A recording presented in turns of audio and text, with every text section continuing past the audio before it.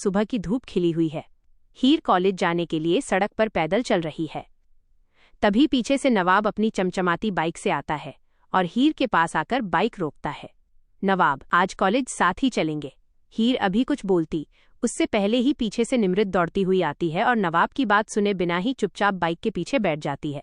नवाब चौंक कर पीछे देखते हुए, ये क्या कर रही हो तुम? उतरो नीचे। निमृत मासूमियत का नाटक करते हुए, अरे नवाब, कॉलेज ही तो जा रहे हैं ना, मुझे भी लेट हो रहा है, प्लीज छोड़ दो। नवाब का गुस्सा 7वें आसमान पर पहुंच जाता है। वो कुछ दूर बाइक चलाता है और फिर सुनसान सड़क के बीचों बीच जोर से ब्रेक मारता है। नवाब सख्त आवाज में, निमृत नीचे उतरो, मैंने तुम्हें लिफ्ट देने के लिए नहीं कहा था। निमृत का चेहरा उतर जाता है, वह भारी मन से उतरती है और नवाब बाइक मोड़कर वापस हीर को लेने चला जाता है। निमृत अकेली सड़क पर खड़ी होकर जलती भुनती नजर आती है। तभी वहां एक काली कार आकर रुकती है। शीशा नीचे होता है। अंदर बैठे हैं नवाब और हीर के सबसे बड़े दुश्मन टीना और अर्जुन। अर्जुन शातिर मुस्कान के साथ, क्या बात है निमृत, नवाब तुम्हें यूं रास्ते में छोड़कर चला गया? टीना, बैठो कार में निमृत, हम छोड़ देते हैं। निमृत बेबस होकर कार में बैठ जाती है। बातों बातों में निमृत का दर्द छलक पड़ता है। निमृत आंखों में नमी लेकर, मुझे समझ नहीं आता नवाब हमेशा उस मामूली सी हीर के पीछे क्यों भागता है। मैं उसे दिल से चाहती हूँ लेकिन वो मुझे देखता तक नहीं। टीना और अर्जुन एक दूसरे को देखते हैं और उनकी आंखों में एक खौफनाक चमक आ जाती है। उन्हें नवाब और हीर को अलग करने का सबसे बड़ा जरिया मिल चुका था। टीना साजिशी अंदाज में, निमृत, जिस हीर को तुम कॉलेज में नवाब की दोस्त समझ रही हो वो कोई राजकुमारी नहीं है, वो तो नवाब के घर में एक नौकरानी का काम करती है। ये सुनते ही निमृत के पैरों तले जमीन खिसक जाती है। निमृत चौंकते हुए, तारांकन, क्या नौकरानी? अर्जुन, हाँ निमृत, और अगर तुम नवाब को पाना चाहती हो तो तुम्हें खेल अब हमारे हिसाब से खेलना होगा। दूसरी तरफ निमृत को उसके हॉस्टल से बाहर निकाल दिया गया है।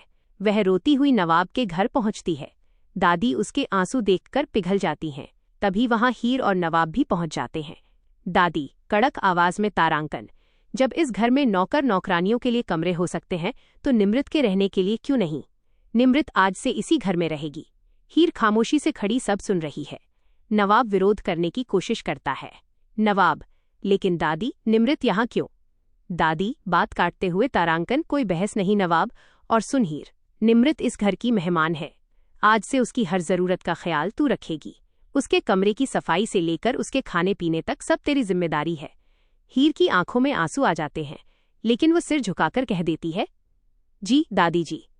नवाब हीर की ये लाचारी देखकर अंदर ही अंदर घुटने लगता है। उसकी आंखों में हीर के लिए तड़प और दर्द साफ देखा जा सकता है।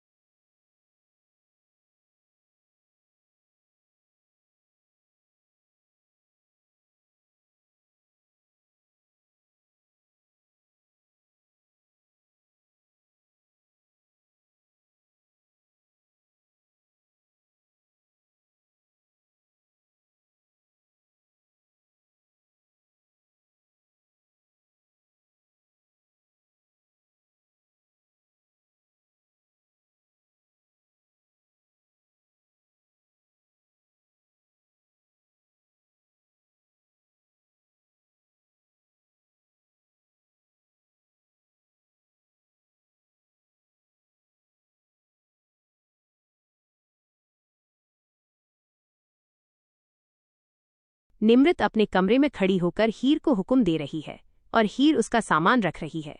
निमृत के मन में टीना और अर्जुन की बातें गूंज रही हैं। वह मन ही मन मुस्कुराती है। निमृत, जो हीर नवाब के करीब आने की कोशिश कर रही है, उसे मैं इस घर की नौकरानी बनाकर उसकी औकात याद दिलाऊंगी। नवाब सिर्फ मेरा है। तभी दरवाजे के बाहर खड़ा नवाब ये सब देख रहा होता है। उसकी और हीर की नजरें मिलती हैं। आंखों ही आंखों में बहुत कुछ बयां होता है। एक तरफ हीर की मजबूरी और दूसरी तरफ नवाब का बेइंतहा प्यार और गुस्सा। क्या निमृत टीना और अर्जुन के साथ मिलकर हीर और नवाब के रिश्ते में कभी न मिटने वाली कड़वाहट ला पाएगी, या नवाब हर सीमा पार करके हीर के सम्मान की रक्षा करेगा? देखना बेहद दिलचस्प होगा आने वाले एपिसोड्स में।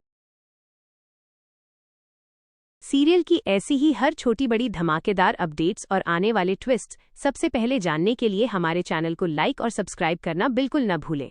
बेल आइकन जरूर दबाएं।